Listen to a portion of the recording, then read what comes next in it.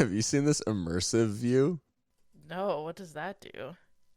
You can like put people into chairs or Jesus. like hold on. Hold on. No fucking way. What is this, Oh. the first Thanksgiving? This is so weird. Hold on. So There's so fucking many. deranged. Why are there this many of these? What the fuck? It's like a fucking mommy vlogger type Yeah. beat. Good Morning America, like cooking segment. Oh man. Wow. This is unhinged.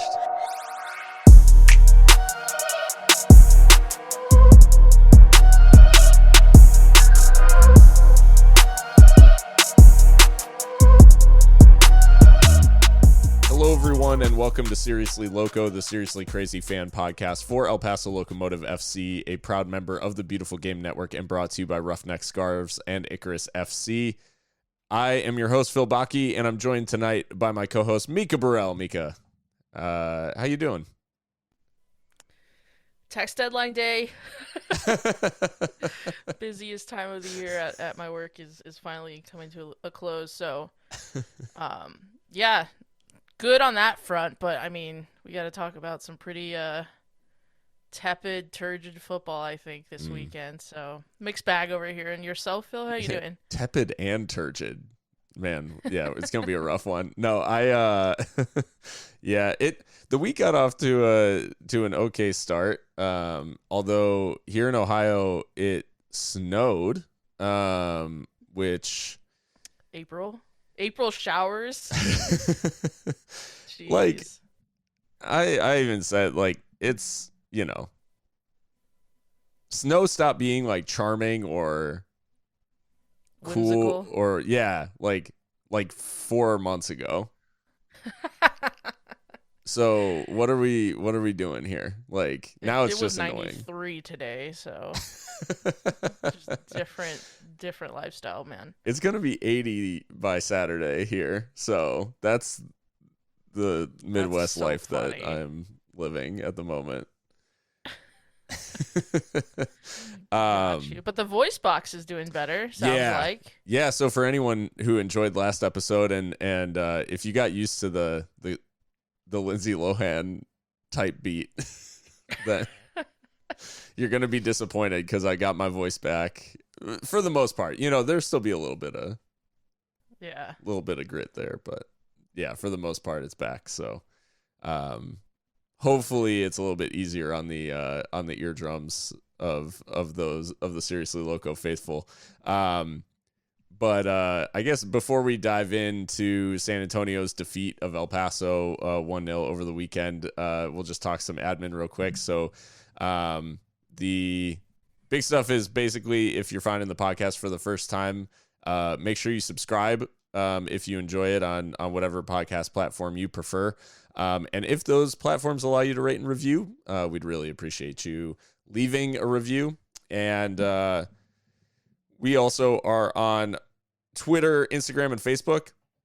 And we've also been doing, as Mika and Christian showed over the weekend, we're still doing the live watch. Wow, the live watch-alongs, which obviously haven't borne much fruit in terms of points or results yet this season, Not but yet. they are always entertaining, and we do those live on our Twitch, Facebook, and live on Twitter. So basically whatever's easiest for you to tune into, Twitch and Facebook, we can see the comments. So it's always nice when folks get in the chat and we can commiserate in this case together. How'd the stream go? I wasn't able to join in, unfortunately, but how'd you guys find it? Yeah, it was fun. There was some regulars in there, which is nice to see. Made it a lot more bearable because San Antonio is one of those that you absolutely can't listen to the away commentary. I'm sorry. So yeah, no, it was fun. I'm no Phil Baki, but I tried my best. Christian and I had a good time on there anyhow. So Oh, I'm sure you could reach my level quite easily.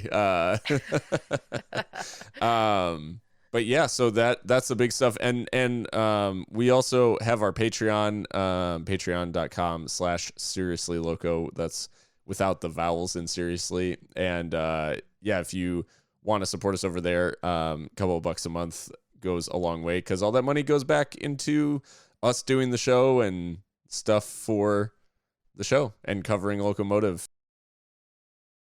The Seriously Loco match review.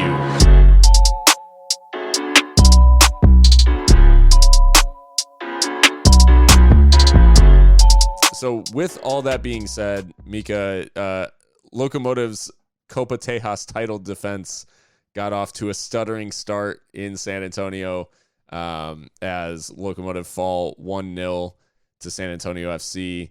The one of the bright spots we can say, and maybe we'll talk about bright spots, I guess, as we go throughout the night, but one of the bright spots about this one, as at Pinchu Ponche stated on Twitter, so good to see so many Loco transplants in San Antonio. So the one big bright spot is there was a decent away contingent at this match. yeah, man, there's a lot of fans that travel, and they're making it like a annual thing, going down to San Antonio to watch the match there, and show out for Locomotive, because that's a hike, you know.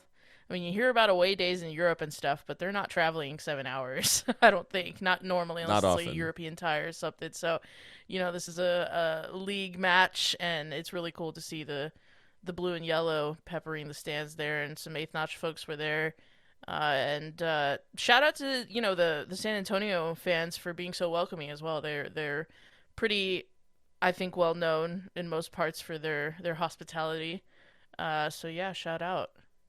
Yeah. It's always cool to see, you know, the in-state rivalries typically aren't 7 hours separated, but it is, you know, I think it's a testament to Locomotive fans, and I mean in turn to the other the fans of the other Texas teams that are willing to go that distance, because, you know, we've had a handful of San Antonio folks out to El Paso as well, and in the past, and yeah, it's nice to have this back as well, because, you know, it wasn't that long ago that these sorts of trips just weren't allowed. So now, Right. now we're back into traveling to support is becoming the norm again, and it's great to see that. Yeah, absolutely. I would like to make the trip one day. Just it's fallen on like a Wednesday and then on Easter, so it's like our Easter weekend. So Yeah. it just hasn't been possible yet. But one day, and we know some San Antonio folks are going to come up for the return fixture, so that'll be fun too.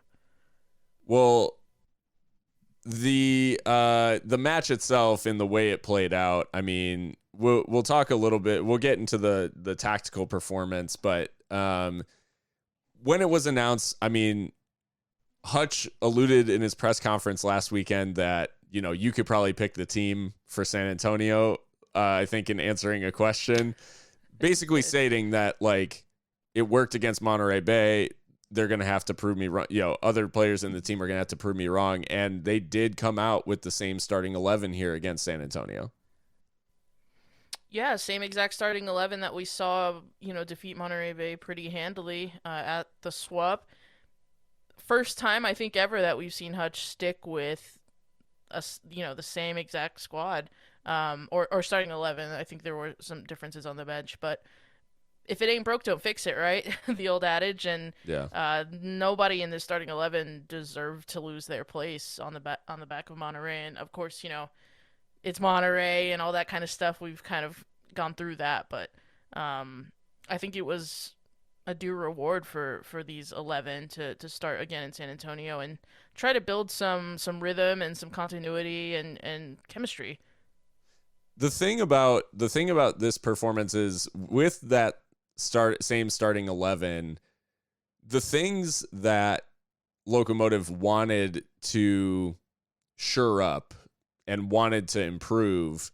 I mean, in this match, getting off on the maybe a bright spot here, but with this consistency with the starting 11, it seems like they were able to do that for the most part, because it's not like San Antonio were, running away with it or anything like that. This was from a defensive perspective and a midfield perspective, actually quite a good performance, I thought, for large portions of the game. And it was actually the attack which stuttered in this one, unfortunately. Yeah, it was unlike anything we've seen from Locomotive before in this season, at least in this aspect, because, yeah, like you said, it was actually in front of goal where we, I guess, maybe ran out of ideas or we're just outcoached, outclassed. I'm sure we'll get onto it. But, yeah, I mean, they're clearly building an understanding. And, obviously you want to turn that into 3 points week in, week out if you can. But obviously that's going to take some more time. But ball possession was still very good. Controlled some parts of the game, although maybe not as effectively as we would have liked, not as incisively. But yeah, it's not like we were, had the brakes beat off us like we have in previous fixtures. So, to only concede 1 goal to a really, really strong San Antonio side at home, a side that USL Championship rates highly, a side that the bookmakers in Vegas rate highly, and a side that has a lot of really good players and a coach that's been there for some time now. It's not the most shameful of our losses. Let's put it that way. Yeah, that's and I do want to, just in terms of bringing some perspective to it, we lost in San Antonio last season as well at the death. That was a little bit maybe more painful than this. This was death by 1,000 cuts. It felt like over the course. Did we lose or did we draw? I thought it was like a ridiculous draw. I think the home match was a draw, but I think we lost. I think Dylan scored a winner like late in that fixture, if I'm not mistaken. I'll get our intern to look it up real quick, but yeah. I mean, it's never easy. It's never easy going away to San Antonio. And this time we fortunately didn't even have the luxury of bantering them for the pitch because it was quite nice. So. Yeah.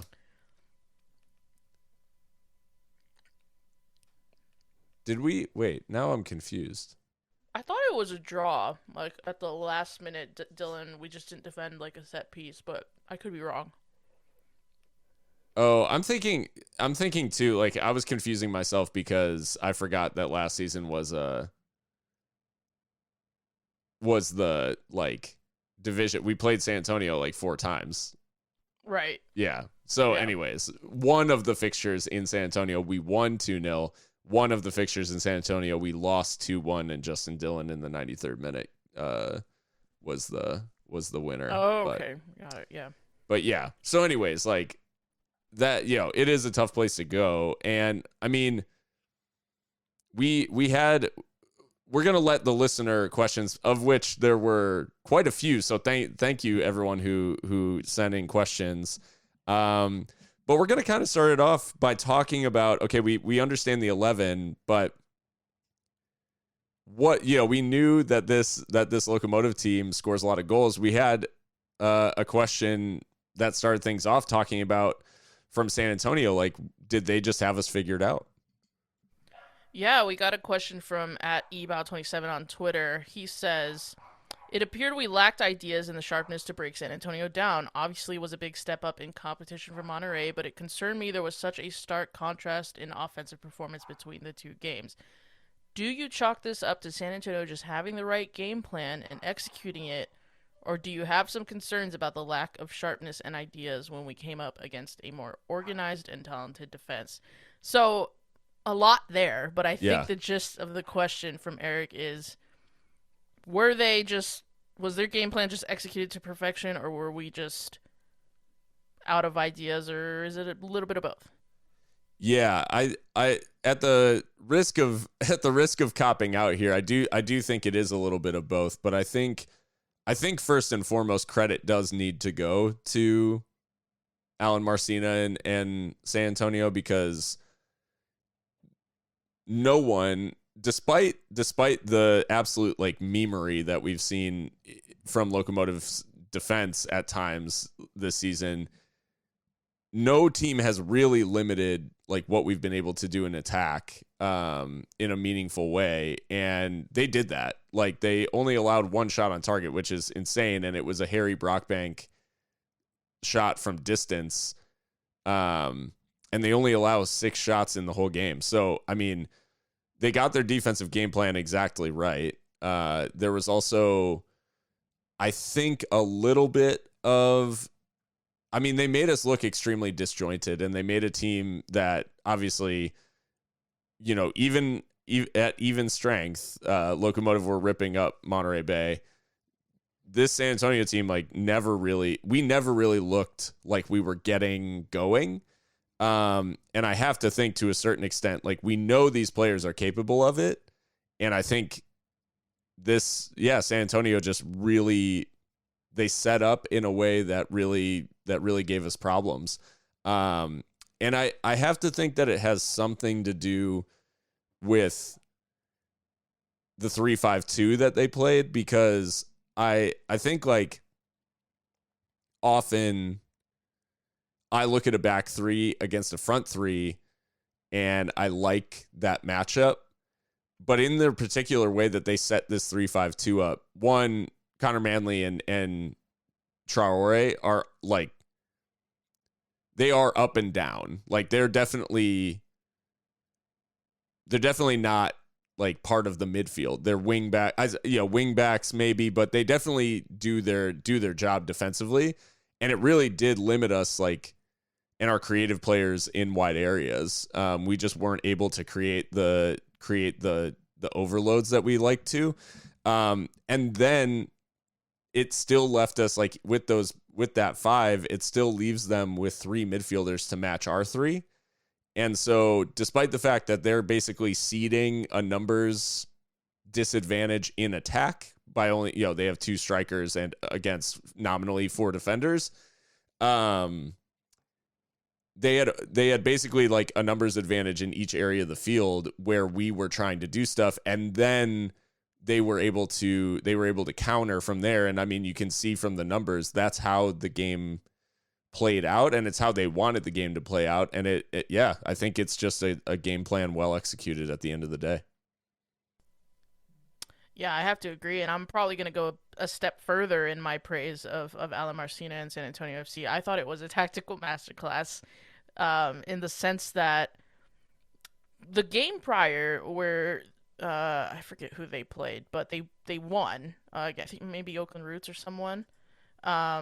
They were playing this 3-4-1-2 or 3-4-3. No, not Oakland Roots, Orange County, excuse me. And in this game, they revert, like you said, to that 3-5-2. They sacrifice Deshane Beckford, a forward, for another midfielder in Abu. I figured, okay, like you said, this is going to take a body out of the attack. Maybe we can do something with that. Not really, because like you said, every attack we tried down the wings, we were outnumbered by Traore, Manley, and then the center back as well. Sanupe had 2 guys on him at all time. Diego Luna had to drop really deep to get on the ball. I mean, it just was not working in those wide areas. And then, again, like, when they were playing that 3-4-1-2 against Orange County, they had, like, an attacking midfielder, essentially, behind 2 strikers. Maloney still basically played that role, so you really didn't lose much in the attack. I mean, he was spraying the ball all over the place. He was excellent. Had an assist for the goal, and also does the defensive side of the job as well, side of the ball as well. So, I mean, it was just a perfect setup in that they really didn't lose anything from how they played against Orange County, but they did show a bit of respect to us in trying to put another man behind the ball, and it worked. It worked to perfection. They are the first team to shut us out this season, which, again, for all of our faults, attack has been pretty lethal and pretty productive. And you'll see what, USL Tactics put out today. Our XG is absolutely through the roof. Yeah. XG for, XG against, not looking so hot either. But I think it was just really, really good game planning and understanding the opponent. And yeah, it was just really good. And they're like really athletic, and there's some absolute units in that side. Like they're huge. And I don't know if it's like the all black kids making them look even bigger, who knows. But they're just a really well coached side, and Alan Martinez, there's some continuity there. He's been there for a couple years now, and also coached the Scorpions back in the day if I'm not mistaken. So very embedded in the San Antonio soccer community, and yeah, he got his ideas across to his players really well. And then he brings on Shane Beckford later on in the game, and it was just like a masterstroke because they knew they could hold on to the one goal lead. And he was just, when he would get on the ball, he would just like waste time, stretch the defense a little bit. Like the remit wasn't to go out and score another goal; it was to run at tired legs, and it worked really really well. And so I just have to throw my hands up and say, fair play. Like they executed their game plan to perfection. We've spoken about it. Like they're okay scoring one goal, maybe two, and conceding most of the possession. They did just that. So San Antonio were just really, really dedicated to their style, and it worked.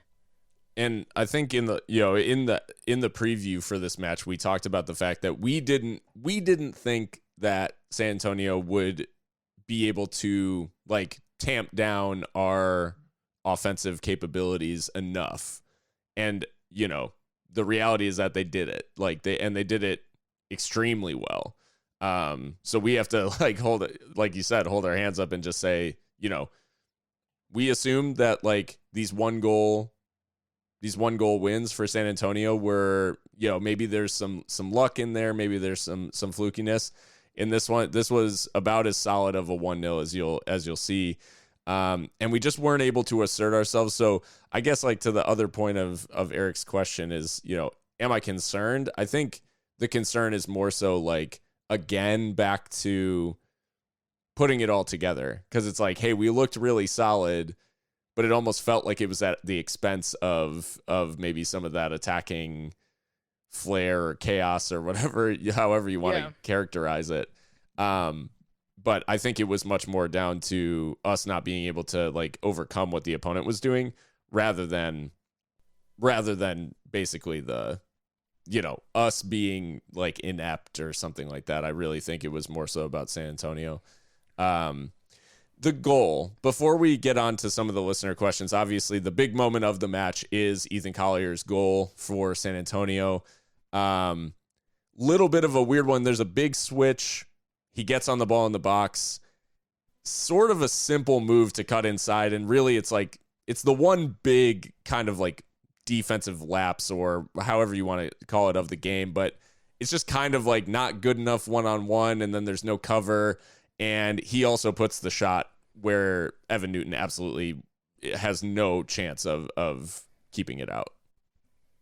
Yeah, I mean the finish is really really good. Far corner, top ends, not anywhere that Evan's going to be reaching it. So no fault of Evan there. There's been a lot of criticism of Yuma, and while I understand that because he is the last man. We know this about Yuma. He's not that one-on-one defender, so therefore I ask, where is the support? Yeah. It's too easy to get inside Harry Brockbank's flank. I'm sorry. Like, we've seen this a lot already. And don't get me wrong, I like Harry Brockbank a lot. I think he's very talented. I think he's got good pedigree. Got a shot on him because, man, one of the really good chances of the game was from him inside that half space that he likes to take up. So clearly a talented player, but it's just that happens a lot where he gets the wrong side of his man and Yuma's exposed. Yeah. So that annoys me because that's clearly a problem that's repeating itself. So it makes me wonder, like, well, why does it keep happening the same exact way? It does feel like a little bit of deja vu. Now, I don't want to take anything away from Elliot Collier because it's a really good finish, and a man that big should not be moving like that. But really good dribble, patient, placed it really well, and that was enough. So, yeah, I just wanted to defend Yuma a little bit there because yes, he's nominally, ostensibly a defender. Maybe should do a bit better there one-on-one, but that's not his game. So why are we not compensating for that? And maybe you can ask the question, well, then why is he playing? Sure, like I get that, but we can only talk about what actually happened, and he does get done there, but I just wish that we didn't collapse in that area so often. I don't know. Is that unfair? No, I mean, I think the move begins with Harry, like, or not the move begins, but once it works its way out to that to their left flank, he dives in, I think, and actually is like out of the play then, like at that point. So yeah, it's one of those things where it has become a little bit of a theme, and I think the big switch in that case was it's just all like very simple in the way that it's constructed, and unfortunately, like we don't have the ability to like keep conceding like the easy goal, I guess, because it was always likely to be much harder for us going a goal down in San Antonio. We almost needed to open the scoring to have like a good chance at this, because we needed to force them to abandon like plan A, essentially. Right. And we weren't able to do that. And I think too the concession of the goal is also a symptom of the bigger theme of the game, if you will, which is that we were just really sloppy, and that's concerning. Maybe touching a little bit back on Eric's question, the lack of sharpness was concerning in the sense that we've had a week off, and to come out like that was really disheartening in the sense that just like simple passes, communication, like it was all very like loose. Juxtapose that with like what we saw in Monterrey, where people were like smashing the ball into feet and everything was just really fluid, and you know, a lesser side, but when we were on the ball, we seemed very controlled, and this was very just loose and kind of languid, if you will. Yeah. And you can't do that. You can't do that against a side like San Antonio, because you'll get punished. And so we did. Well, we're gonna let the rest of the listener questions kind of guide some of our discussion here as we take a look at Locomotive as a whole, but you know, in the context of this loss in San Antonio. Seriously Loco listener questions.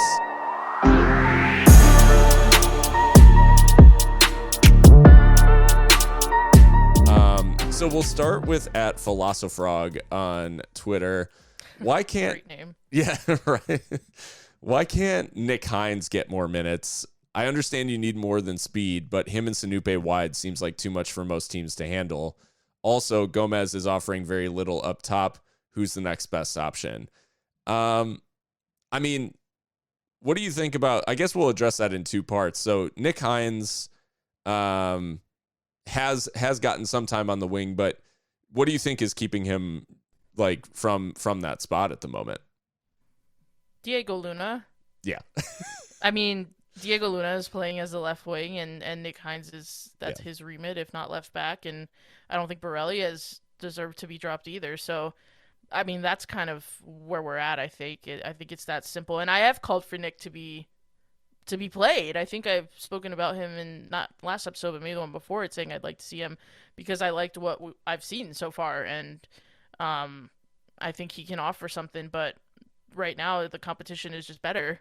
Yeah. Or at least they've shown that they shouldn't be dropped. So I think it's as simple as that. Yeah.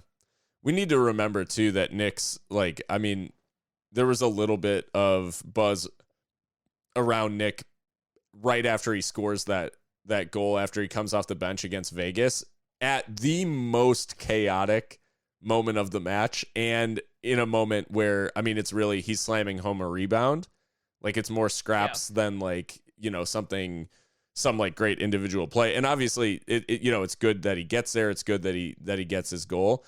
I do think that the ability with Chapa returning, the ability to move Diego into that left wing spot is often going to keep good players from playing. Like Cristiano Francois is also like going to be impacted, you know, if Diego is out there, and he was going absolutely crazy against Monterey Bay. So, you know, I don't think anyone could blame Hutch for putting him straight back into that spot. and saying, go have yourself a game. Unfortunately, I don't think Nick or Cristiano or, if Diego isn't thriving in that spot, I don't think either of our other options at left wing are going to thrive in that situation where they're being doubled every single time they go forward. Right. Yeah, that's just, that's almost impossible to deal with. So yeah, I guess the next part of the question, talking about Josue Aaron Gomez, how have you felt about, obviously he was sort of marked out of this one, I felt almost, and at times maybe not getting the rub of the green in terms of like some of the physical play from San Antonio. He wasn't necessarily getting like every decision. So, what'd you make of Gomez in San Antonio, and what do you think about his showing so far this season? Yeah, I think it is as simple as he was marked out of the game. He came up against three like giants at center back. Kamiri goes off early, unfortunately for him, but just really good players back there. Garcia, Tainer, Abu was coming back and helping out.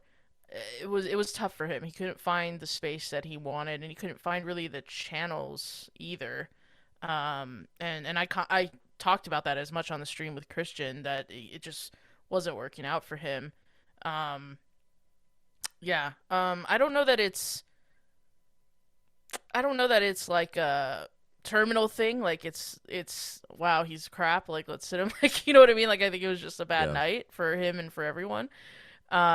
Because we know how important Josue can be and how clinical he can be on his day, and I think that's also a simpler answer too. Is Lucho Solignac has just been not here.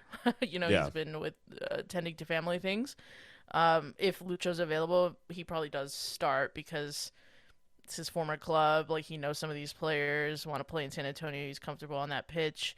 I think if we had the choice, Lucho probably would have started, but we go with Gomez on the night, which is hardly like the worst backup to have or the worst option to have. I won't say backup. He's our all-time leading goal scorer, but yeah, he did offer very little. That's for sure. But I think the defense was just really, really good. Yeah, and I think you speak there, and not to beat a dead horse, but the only other two people that we've played in that number 9 role this season have been Lucho and Sebastian Velasquez, neither of which were available for this match. And, Sebastian's issues with that injury sustained in the opener, like, have just continued to kind of drag on. So, yeah, like you said, I think Gomez is the best available, and on his night is very good. It just wasn't his night, unfortunately. Speaking of the wider squad, we had a question from NG Nick Go on Instagram. He said, still early days, but it seems several of Hutch's signings are having trouble settling. For example, Francois, Payares, Aguiluth, even Calvillo and Brockbank have only shown flashes. Thoughts? Well, for anyone who's pay attention to the show, I always have thoughts. This one was interesting to me because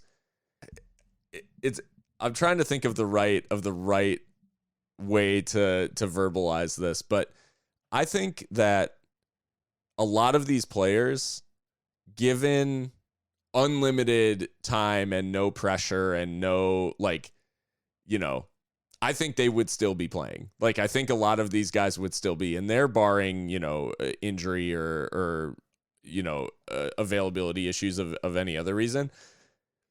So I think that some of these guys are a little bit unfortunate casualties of the form not matching necessarily the performances. And as a result, like, I think Hutch, out of necessity and like needing to get a win on the board and wanting to kind of like steady the ship a little bit, went back to a lot of the guys who are and we talked about it on the show. Like, he leaned on Yuma and Foxy and Richie to be like those cool heads in the team, to like guide us through, make sure we get some points on the board.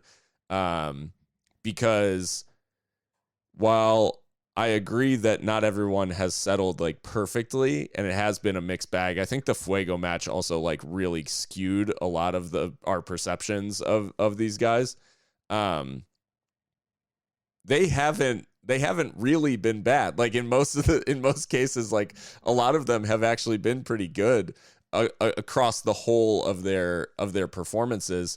But I think it was, and I'm not trying to accuse Hutch of being reactionary or something like that, because I think he needed something. Like he needed to make sure that he had like those cool heads to make sure they got a win.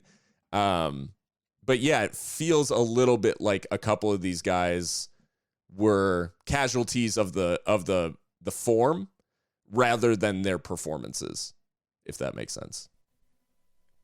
Yeah, I mean, I'll go down the list, I guess. Francois, I think it's fair to say that he hasn't yet shown what we've all been expecting, because he is a proven quantity in this league. Had a really stellar season for Miami last season, and his touch and all that kind of stuff. Like, there's just a lot there that you can see is good, but it's just not bouncing for him. It's not dropping for him, and a normal season. It can be.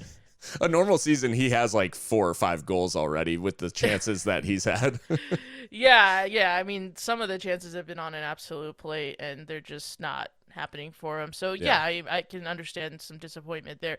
Payares, I mean, coming to a new country, like newlywed, there's a lot of mitigation for him, I think, for Martin, like, to be fair to the guy. And he got interrupted by injury as well. And we haven't seen him back. Andre Aguiluth, like we talked about it, I think his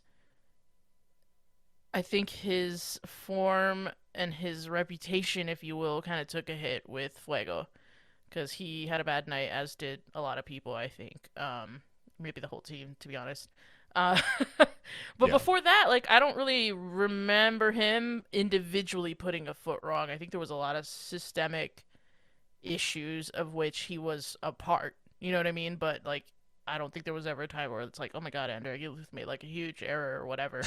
Calvillo, I think is he is not a casualty, but like I just feel like we're not playing him in his best position yet. Kind of Jose Aguinaga vibes, like clearly a talented player coming from a talented team. Where does he fit? Right. I think we're still finding that out. Brockbank, like, for sure, I think shown flashes is like the ultimate like descriptor for him, because it's very I don't know. I don't want to be too harsh on Harry, but like it's pretty feast or famine. Like he's scoring goals and getting into really good positions attacking wise, but defensively sometimes it's just like brutal. Yeah. Where it's like clearly he struggled, or someone went past him, or he committed to something and it didn't come off for him. And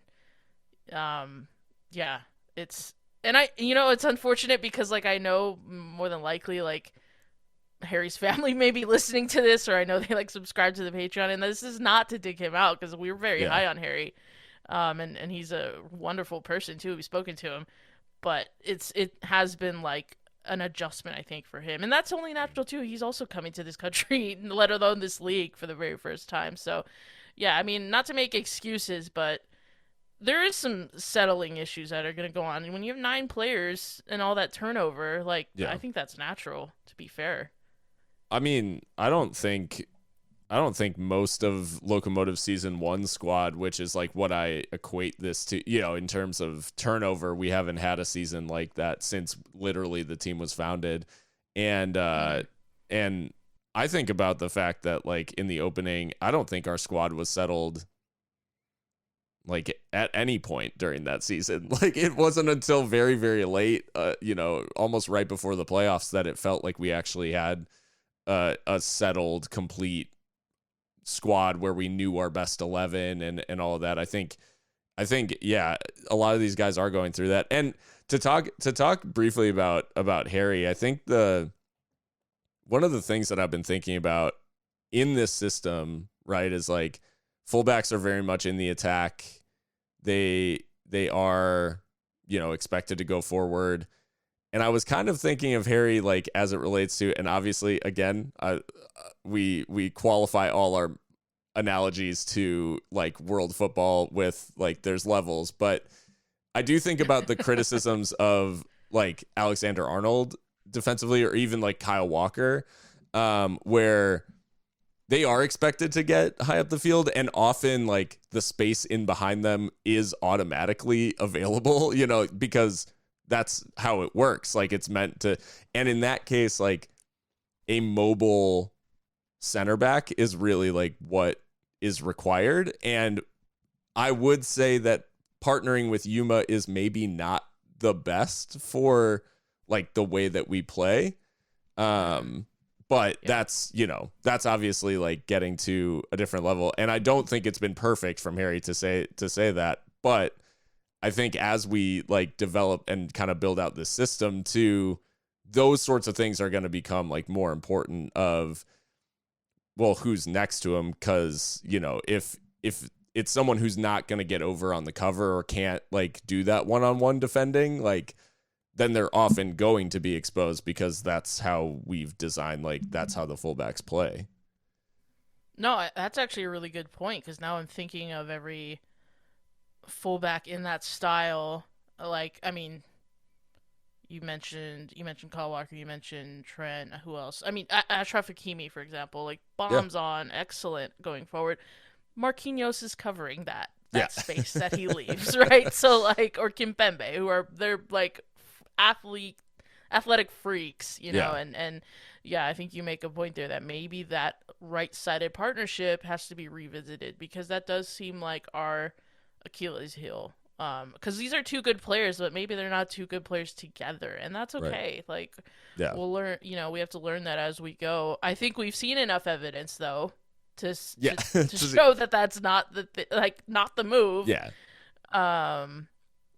But in the meantime, it is frustrating to watch that, because I think Yuma, a couple times, like it's been like on him, like, oh, look at Yuma not like getting to that ball like one-on-one, it's a joke, blah blah blah. And it's like, it's pretty harsh because he's alone out there. And that's just that's the system breaking down in that area in a way that you don't see on the Borelli Fox side of life, right? So that's a great point. Yeah, and Foxy definitely mobile, able to like cover that space. I think we often see that. So just and Borelli's like just like the epitome of a two-way player. Yes. Like, he'll get up and down like no problem. Easily. Yeah. Yeah. So the next question, Mikka, came from @MemoMDZ1 on Twitter. How many more losses before we get to start taking drastic action? That is, sacking the manager, new players, new formations, or even tanking, giving up on this season and getting the younger guys getting the younger guys more playing time for next year. What do you make of, like, is it time to hit the eject button on the Hutch project? It's no. I mean, in my opinion, no. And I mean, how many more losses? I think that's hard to quantify. It's one of those things where like you'll know it when you feel it. You know what I mean? Like, I can't tell you like 10 losses and like he's out. Like, you know what I mean? I don't know that there's like a tally in the boardroom at Mountain Star, right? But if we're a serious club, like, these questions are being asked, at least internally, right? Like, what would it take to make a change? And I think that we've discussed that on here, and it's pretty cynical, but I think pocketbooks would have to be hit before a change is made, and or like absolutely just like no hope whatsoever on the pitch. I think that's what it would take. We do have new players. We have like 9 new players. And and then some, because we were introducing a lot of academy kids as well.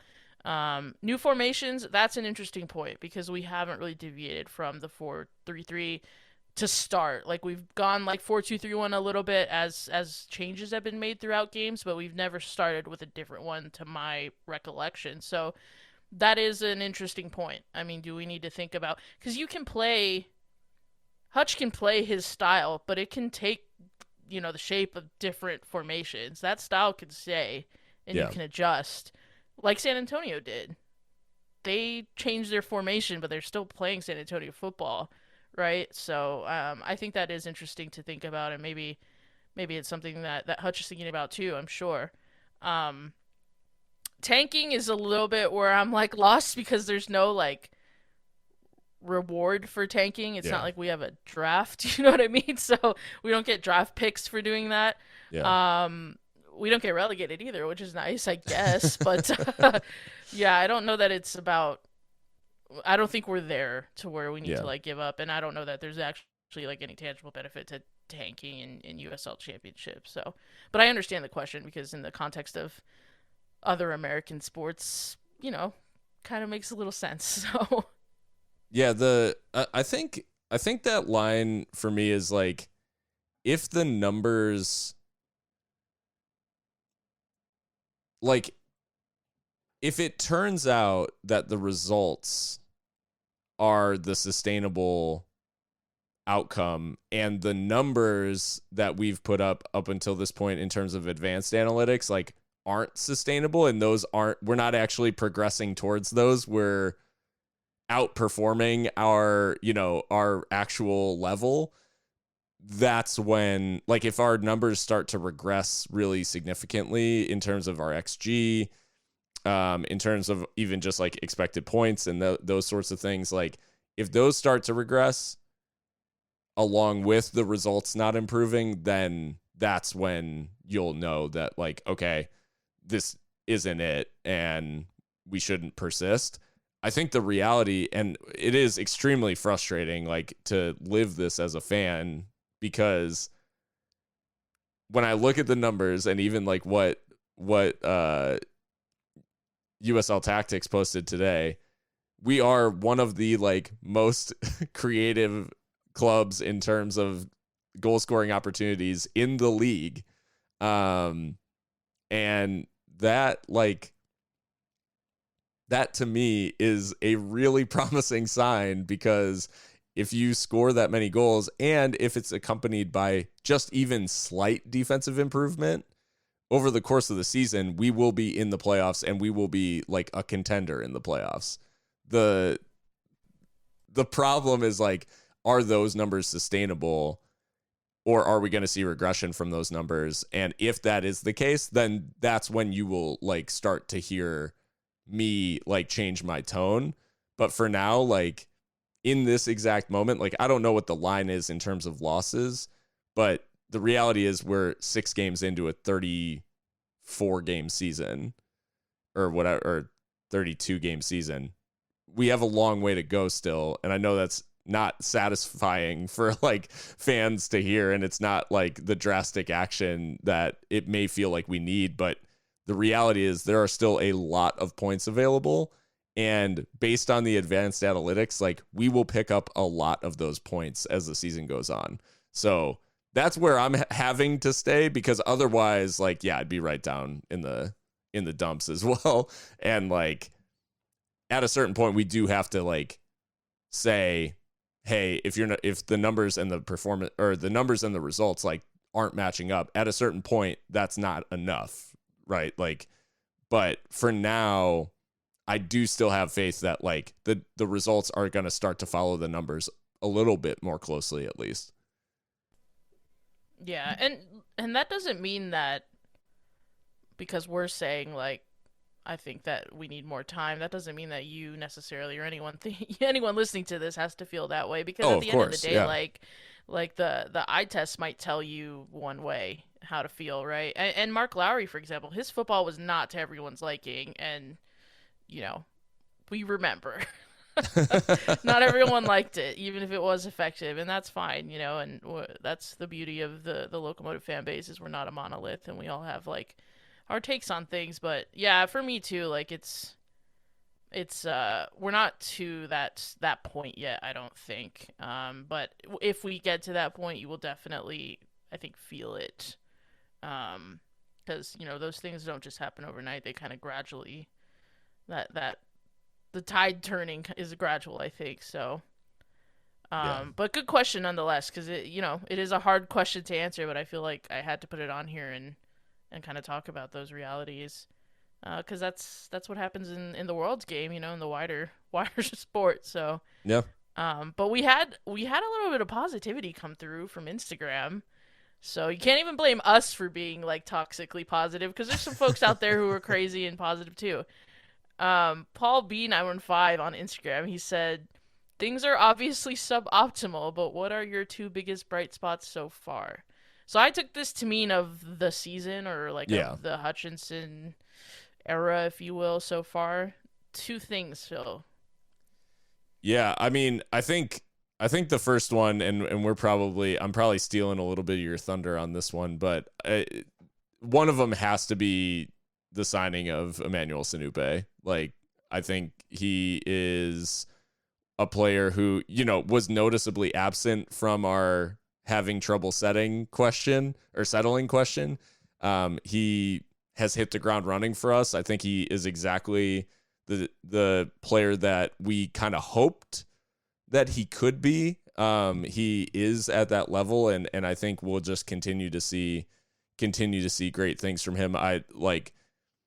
There are few things as terrifying in USL at the moment as getting dribbled at by Manny Sinupe, because he's great with the ball at his feet, like has good vision, but he also can go past you in an absolute instant. So I think him hitting the ground running has been a big bright spot because of the like inconsistencies we've seen with the other new signings. The fact that he's just like starting as he means to go on, that's been really encouraging. And then, I mean, this one might seem a little like wishy-washy or like intangible or something like that, but I think the team and like everything coming out of the team and the players too has indicated as well that like they know that it's not good enough, like the results that they've gotten up to this point, but they also aren't like completely losing their heads over it. Like, I think they're staying pretty grounded, and I think that's been something where you almost half expect in a team that's going through that. Like, you kind of expect every match to go the way of the Fuego match, right? Where it started to get like a little bit frayed, and like tempers started flying, and it started to really get like just clearly kind of like out of control in terms of the emotional side. And I think for the most part, like across the 90 minutes, like the team has kept it together, and actually like kept a cool head, which I know that's like such a like reach for, whatever moral victories and shit like that. But the reality is, like, if the team doesn't keep it together, then the season could get much worse, like from here. So that's encouraging in terms of the team like sticking together, and actually it does feel like they are more so trying to, come together over the form rather than like, picking at each other about like, or pointing at faults or flaws or something like that in order to like dig someone else out. And I think that's encouraging in terms of if a turnaround is to happen, like that is central to it. So that's at least encouraging for me, I think. I've got a tangible and an intangible as well, I think. The tangible being, uh, this is a bright spot that is like has gotten brighter. It wasn't always bright, but the seeming ascendancy into form for Evan Newton. I didn't want to go without talking about his performance against San Antonio, because I thought he was pretty good. I mean, he made a Yeah. couple saves. I think it was the first time that we actually got to see what he's like as a shot stopper. And at age 34, he still seems to move quite well. Had 2 diving saves, 4 saves inside the box, punched the ball out one time, looked composed on corner kicks, which is, I think, really impressive against the San Antonio side that has so many big bodies to aim at. The fact that Evan Newton really only got beaten by a wonder goal, let's face it, Yeah. a really good finish is encouraging. And I think since pretty much San Diego on, he's gotten a lot more conservative in his positioning without necessarily giving up on the way that John Hutchinson wants to play. So I just wanted to shout Evan Newton out there because it was tough. It was really tough for him in the beginning, and I hope that as he gets more touches, and that was, I think that was something about San Antonio too that was kind of helpful, is that he was touching the ball a lot in the beginning, and you might think like, Jesus, we're getting dominated here, but in his case, it's probably a good thing that he was able to get on the ball a lot and do his work. So that's a bright spot for me. The other one, more intangible, I guess, is the fact that the SWAP is still like packed every home game. Monterey Bay was packed. I will totally take the long lines for nachos if that means everyone's coming to the game still. And the eighth notch and the fans are great. I mean, the chants are awesome. I've been hearing ones that I haven't heard before. Like, it's all just growing. And it's nice to see that there's people sticking with the team through, a transition period, really. And, that maybe that'll tail off in the future, who knows? But for now, several abysmal results behind us, people are still showing up. So I think that is worth pointing out. Yeah. And yeah, I think it's important that continue for this turnaround that we're all hoping for to take place. I think the fans being there will make it a little bit easier. And to that point, Locomotive's next match is this Saturday at home against Oakland Roots. And we are going to take a quick break, and then we'll be back to preview that match right after this. The Seriously Loco match preview. Welcome back to Seriously Loco. Mikka, we've got Oakland Roots this weekend. And as at HJ the Third on Twitter pointed out, 0 for 3 against California teams on the road, 1-0 at home. So we're trending towards a W Saturday. Again, here I am, Mr. Optimistic. I love this. Yeah. I had to put it in because it was great. Yeah, Oakland Roots at home. How are you feeling going into this one with that record against California teams in mind? Obviously, the one being Monterey Bay. Yeah, I mean, obviously it's been a tad better at home with just the one, but Oakland, there's still a little bit of scar tissue from that exit, shockingly, out of the playoffs last season, and so this is one that, while it's kind of just like a whatever league fixture, I think there's that little bit of edge to it, and that we really would like to win this one because of what happened in the playoffs. Oakland, though, as a team, I mean, they're kind of weird. They have the most draws in the Western Conference with 3. Yeah. So they're having a little bit of trouble getting results over the line, just the one win so far, and they kind of ship as many as they score, kind of like we do. So Yeah. That I don't know what that says about these two matching up. Don't have much history other than that playoff exit. So, yeah, I mean, the teams that they do beat are, I mean, they smashed Loudoun, which is like, Loudoun did okay to start, but like, I don't know what you can really take from that. Draws against San Diego Loyal, a draw against Tampa Bay Rowdies, which, like, nothing to be embarrassed about. Drew New Mexico United. So they're finding ways to not lose, but in that sense, they're also finding ways to not win. So just kind of a weird one. But they have some interesting players too. Otto Magnus Carlsen on loan from Venezia. You know, if you are into football drip, Venezia, and his brother, I think, is also like a starter there, or at least a regular at Venezia. So he's got 4 goals. Someone to keep an eye out for. But Yeah, I'm not sure what to make of this one. All I know is I would really, really like to win because of what happened, and that would really be a boon for us in the table because I mean we're still second from bottom, and that's pretty painful to be honest. Yeah, it's brutal. Oakland, like you said, very, very weird in that, I mean, we can, yeah, we're early enough in the season. We can run down their results. They open the season with a loss to RGV on the road. Nothing wrong with that. They go up to Memphis. They lose to Memphis 901. They come home from that trip to Memphis and lose to Monterey Bay. Then they draw what could be a derby. Yeah. Then they draw New Mexico United. They draw Tampa Bay. They go on the road and lose in the Open Cup to Greenville Triumph of League One.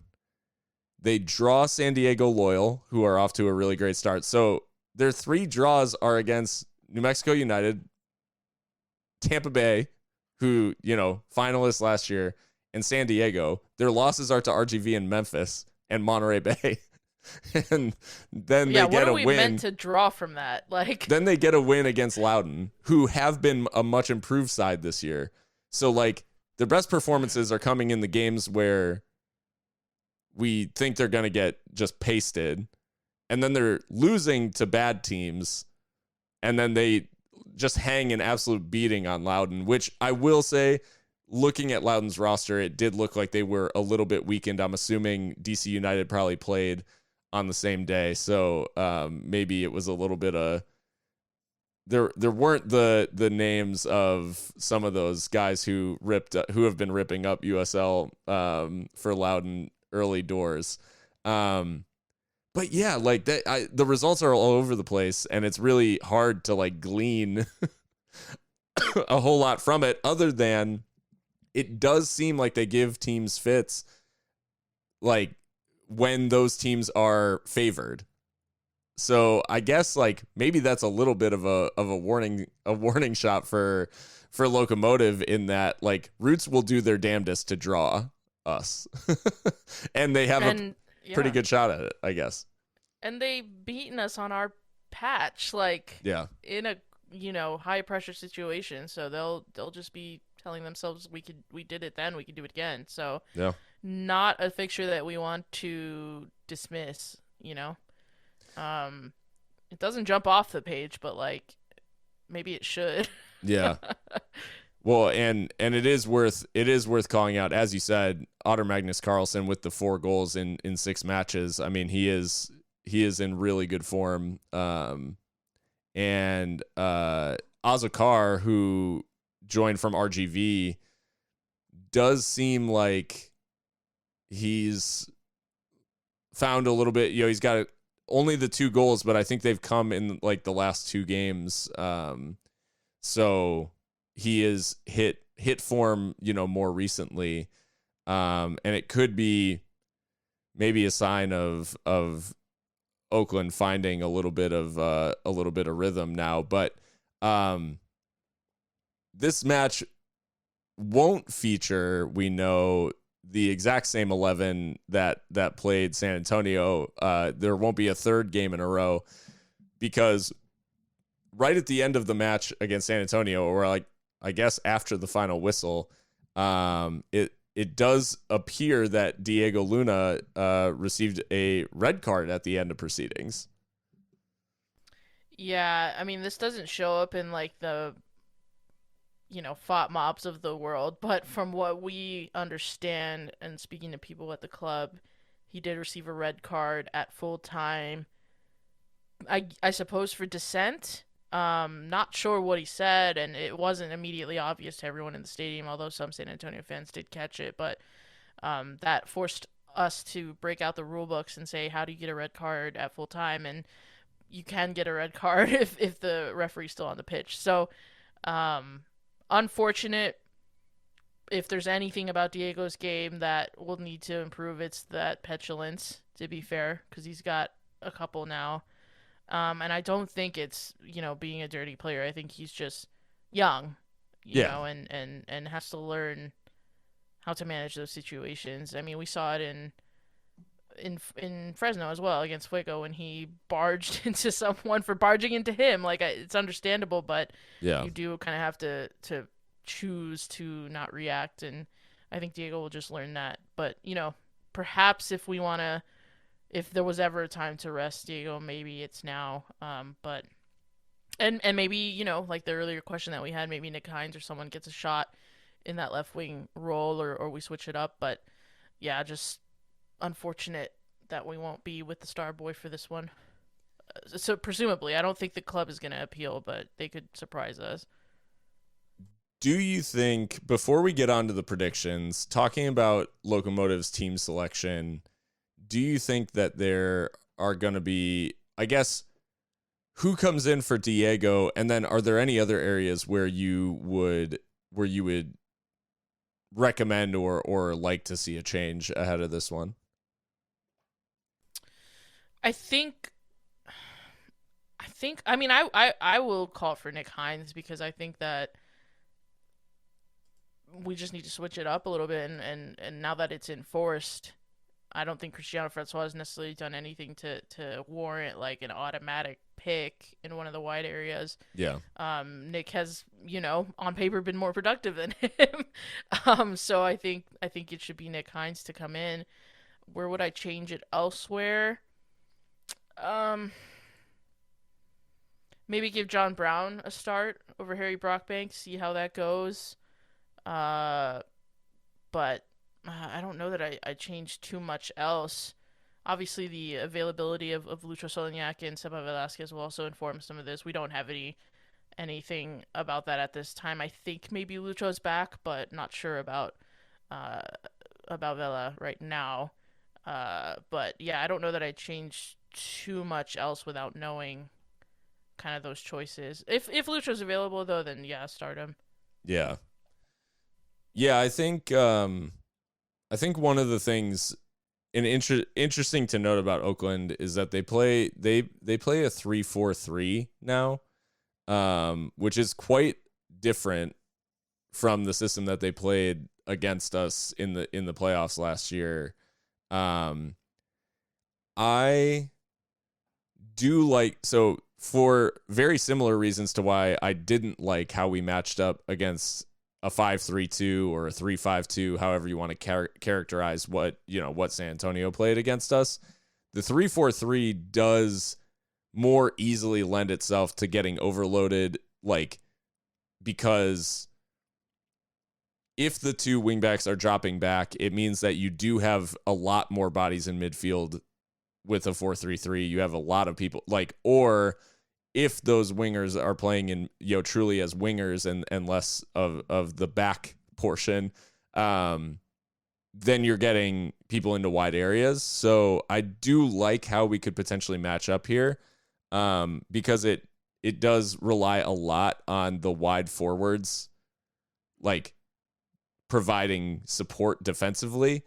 So I like our shape and how it could potentially line up.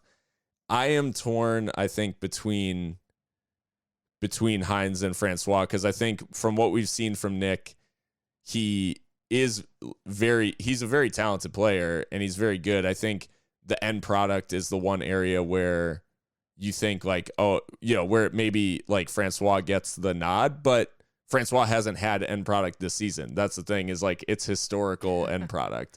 Yeah. So that's where I'm kind of torn. I think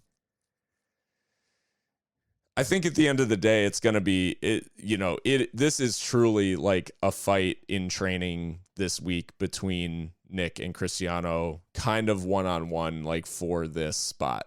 And I think a lot is going to be asked of them in training, and I think ultimately the person who starts will probably look back on this week and say, yeah, it went really well. And so I'm hoping that there's no name there and it's kind of up for grabs, and whoever's earning their keep in training gets the start.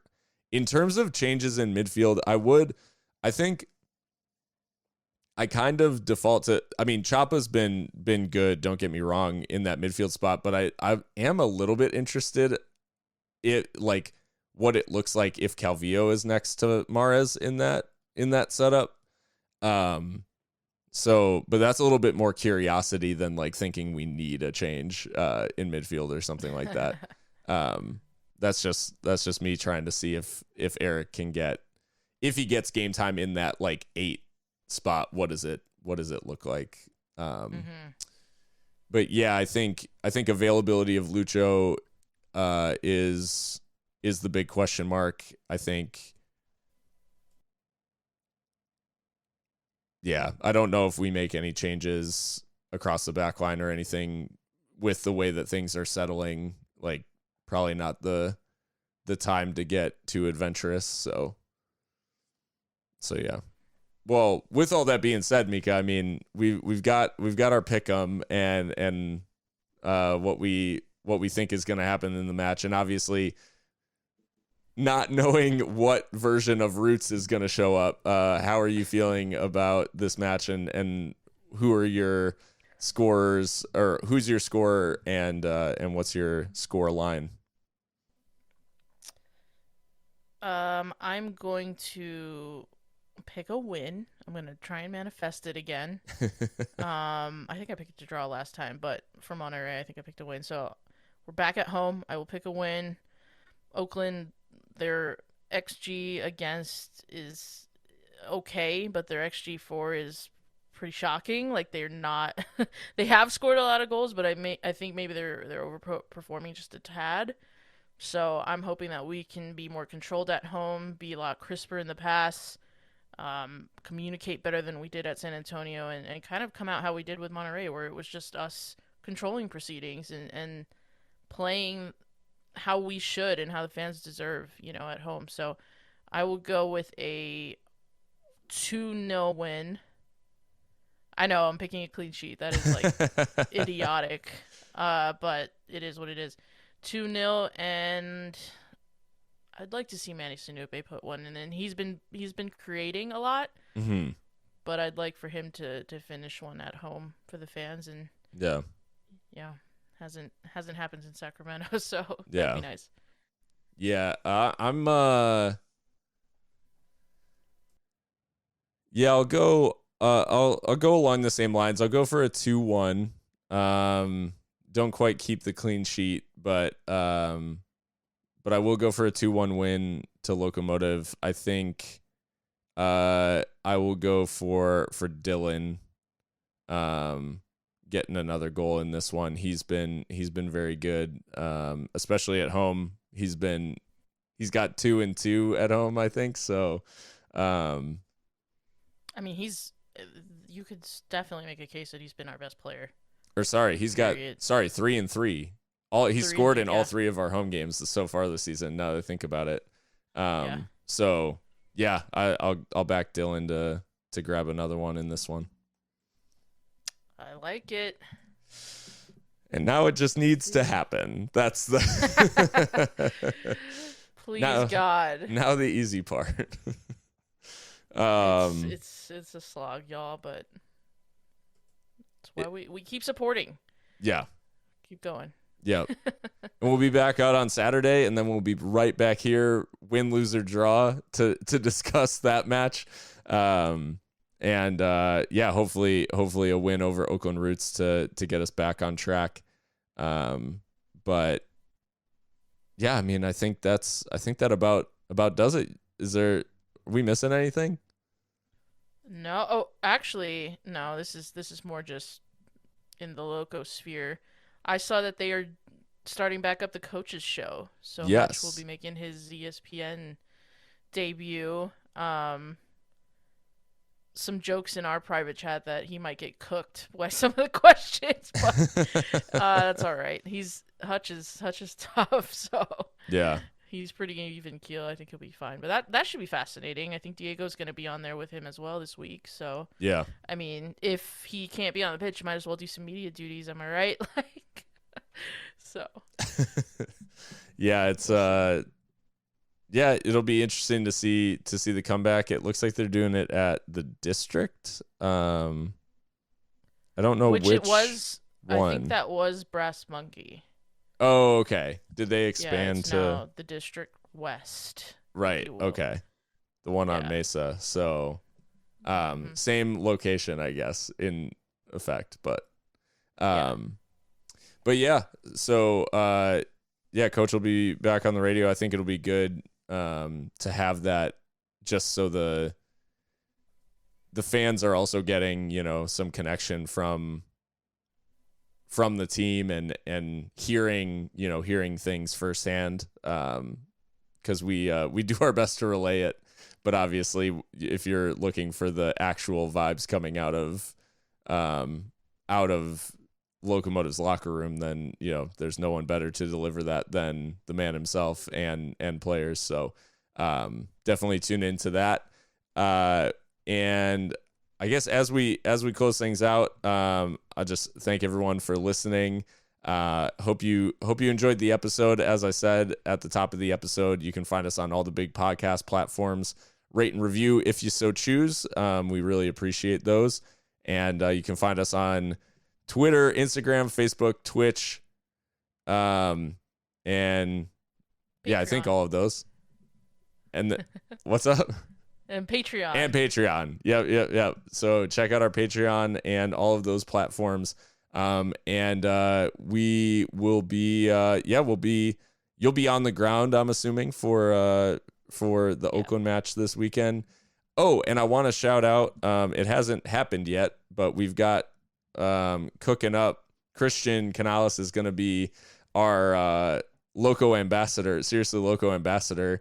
And he'll be appearing on Roots Blog's podcast, talking Locomotive.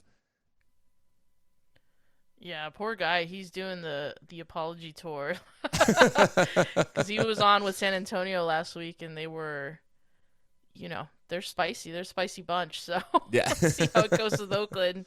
Christian's in the cut, man. Like he's in the trenches. Yep, and volunteering for it, like. Right. What you get legend. Seriously Loco gives their rootinest battles to their tootinest cowboys or whatever.